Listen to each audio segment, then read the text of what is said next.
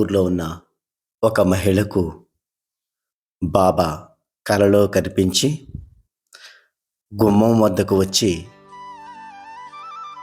తినుటకు నాకు కిచిడి కావలను అని అడిగారు. ఆమె మేల్కొని చూడగా తన ద్వారం వద్ద ఎవరూ లేరు. ఆ తదుపరి నిద్రలేపి భర్తకు తనకొచ్చిన కల గురించి చెప్పింది. అతను తపాలా ఉద్యోగి. అతనికి అకోలాకు బదిలీ అయింది. భార్యాభర్తలు షిరిడీ బయలుదేరారు. మధ్యలో గోమతి తీర్థం సేవించి షిరిడీ చేరి 2 నెలలు ఉండిపోయారు.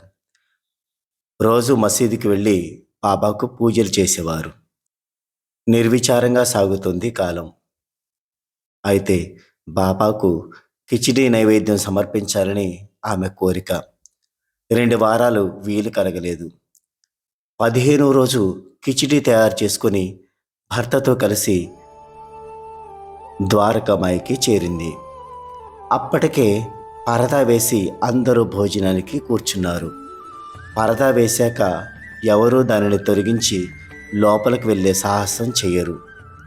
అయితే ఆమె అమాయకంగా పరదా దాటి లోపలికి వెళ్ళింది. బాబా ఆమెను చూడగానే, నాకు కిచిడి తెచ్చావా? రారా, త్వరగా వడ్డించు అన్నారు నవ్వుతూ.